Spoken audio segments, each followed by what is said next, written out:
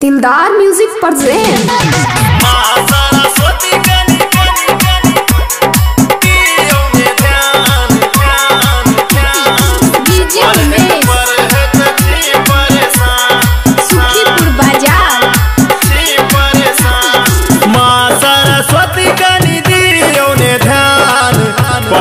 परहत छी परेशान। माँ सरस्वती कनी दियो में ध्यान, परहत छी परेशान। तोहरे कृपा होय जकरा पर, तोहरे कृपा होय जकरा पर, बन जाय मूर्खो भी विद्वान। माँ सरस्वती कनी दियो में ध्यान, परहत छी परेशान। माँ सरस्वती कनी दियो ने ध्यान, परहत छी परेशान। परहत छी परेशान। माँ सरस्वती कनी दियो ने ध्यान, परहत छी परेशान। देखी है एक नजर मैया, फाइनल हमार क्लास हो। रिजल्ट बेरिया में है मैया, हम फर्स्ट नंबर से पास हो। फर्स्ट नंबर से पास हो। देखिए एक नजर मैया, फाइनल हमार क्लास हो।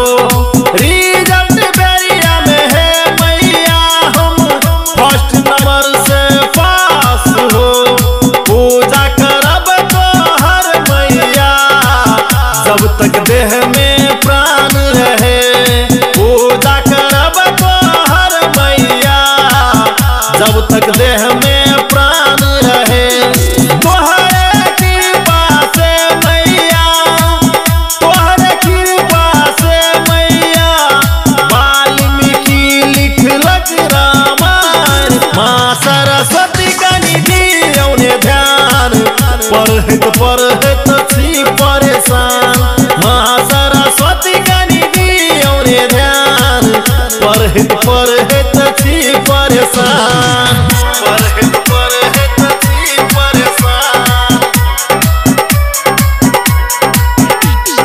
माँ सरस्वती कनी दियो ने ध्यान, परहत छी परेशान। फेसबुक पर ध्यान हमर सुबह शाम नहीं रात रहे।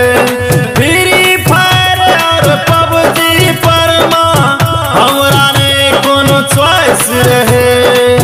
हमरा ने कोनो चॉइस रहे। फेसबुक पर ध्यान हमर सुबह शाम नहीं रात रहे। फ्री फायर और पबजी पर माँ हमरा ने कोनो चॉइस रहे। अंश बाहरी सुनियो माँ, अहाँ के बेटा अछि नादान। अंश बाहरी सुनियो माँ, अहाँ के बेटा अछि नादान। तोहरे कृपा से मैया, तोहरे कृपा से मैया, सूरदास बनल विद्वान। माँ सरस्वती कनी दियो ने ध्यान, परहत छी परेशान।